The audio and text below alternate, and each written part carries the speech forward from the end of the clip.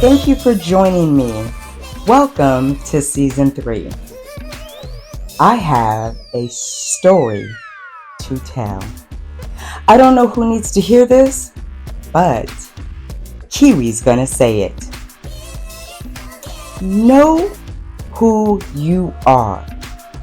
Don't let anybody tell you different.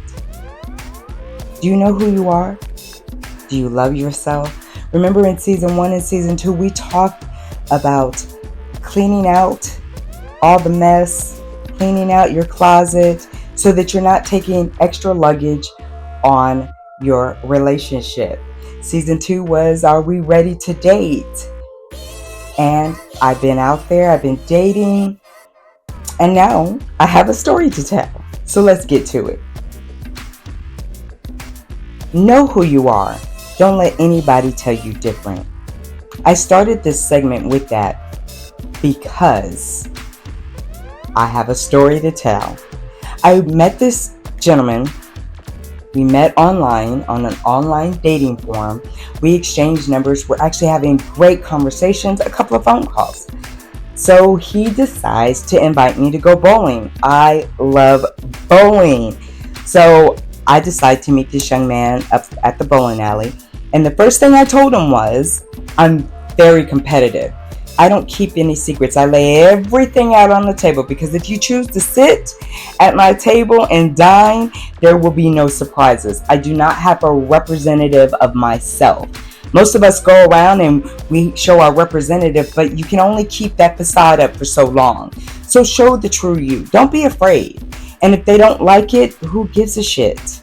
You need to love yourself. Remember, I said that in season 2. Love yourself. Love who you are.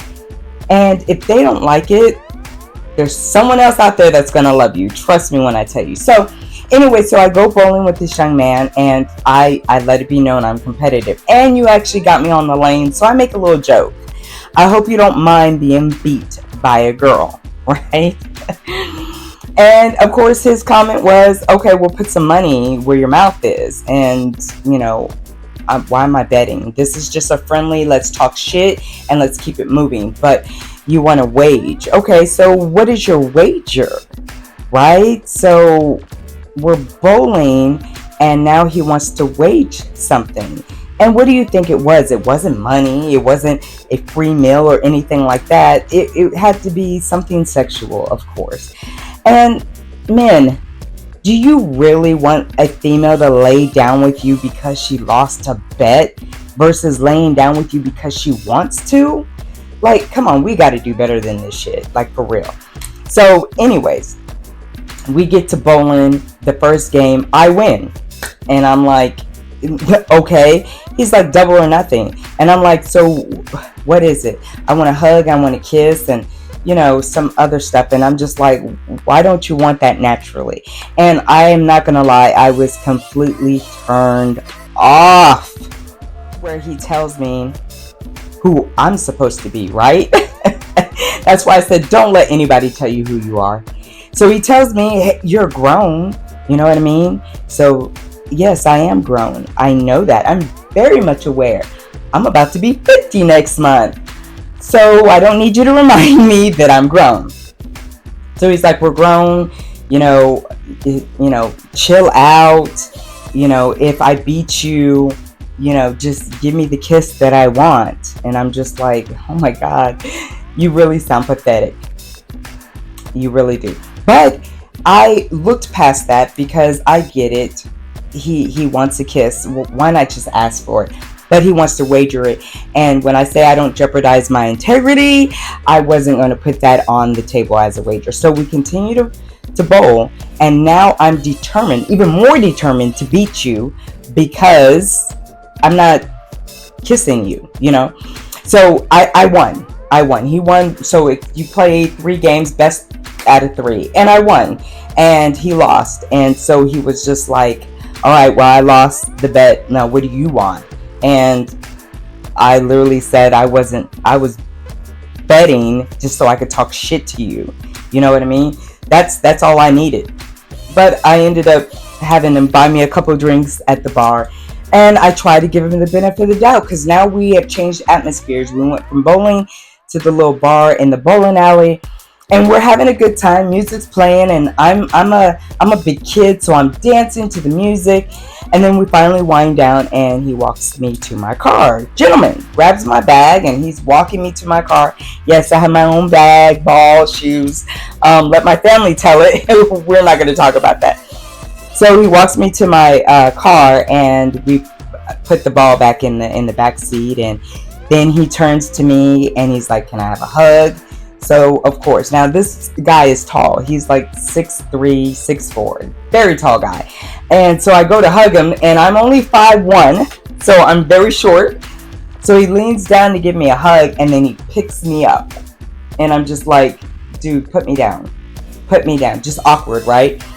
And I was like, "Dude, I know I weigh a ton." He's like, "I'm light as a feather." But anyway, so as he's putting me down, he grabs me and starts kissing me.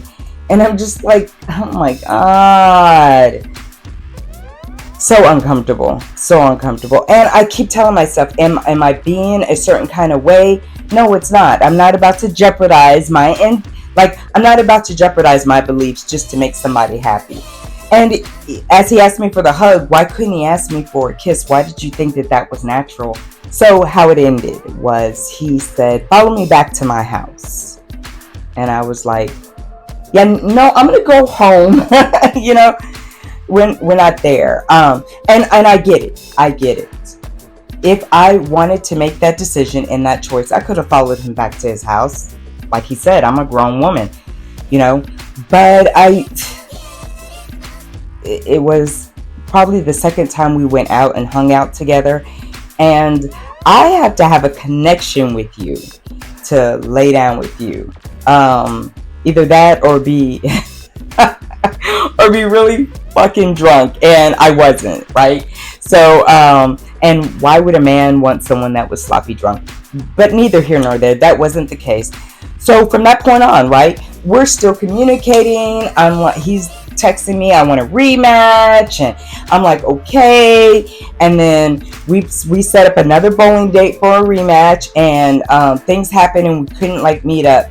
So instead of making that bowling date happen, or even another date, it was just always an invite to his house.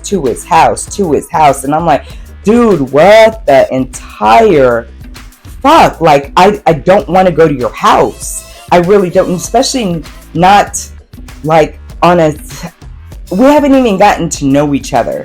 We hung out twice, but even then, with our conversations via text, it was always good morning, how was your day, have a good day. That was it. No, hey Kiwi, what's your favorite color?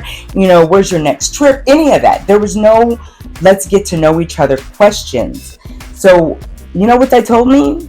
All you saw me was a piece of ass. And I don't want to be on that list. I really don't. I'm really looking to be in a relationship. And I know there's that premise out there that you can, taste the milk before you buy the cow kind of thing.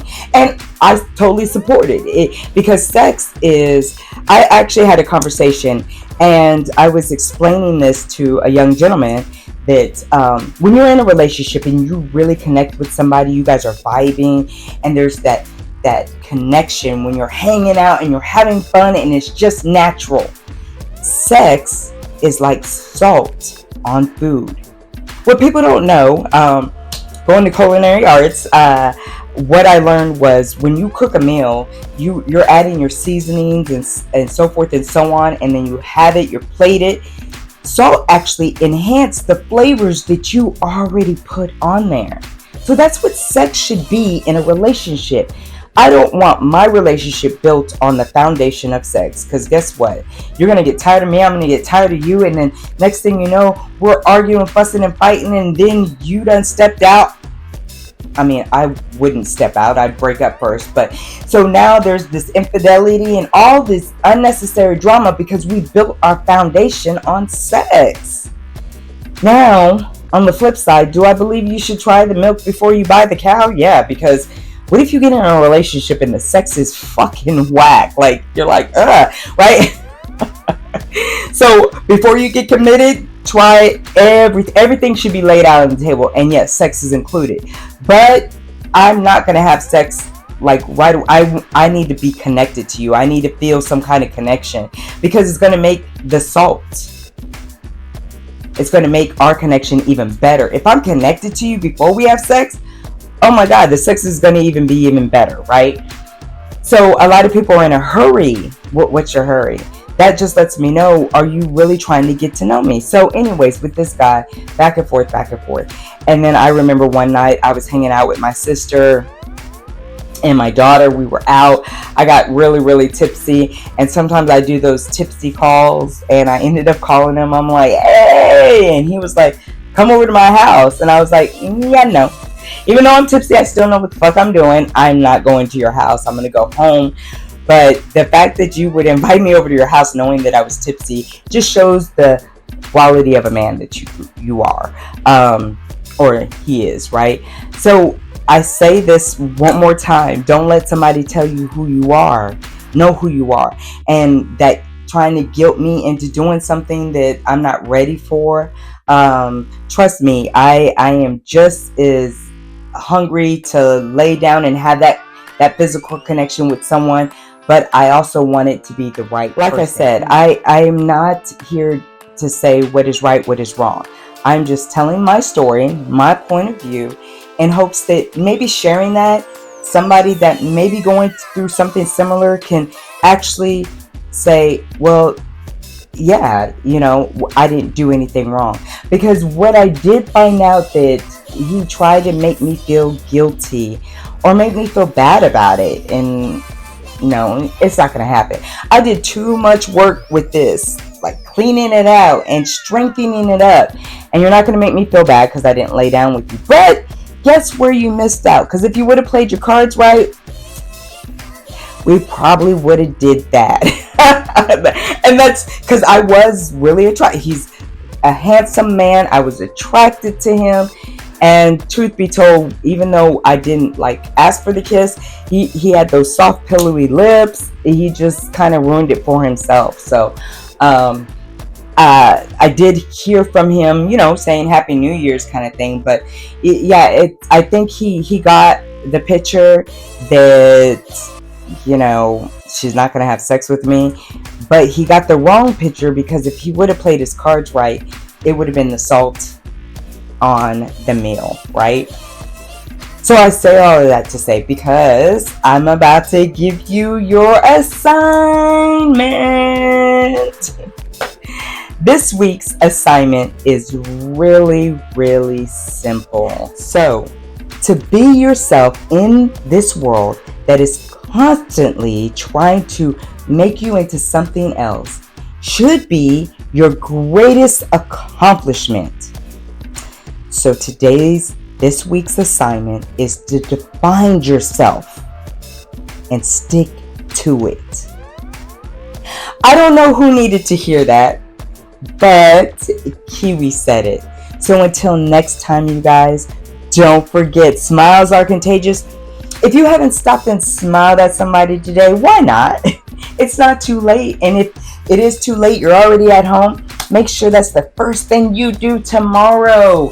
Brighten up somebody's day. Better yet, smiling at somebody actually brightens up your day. Remember, the energy we put out is the energy we receive.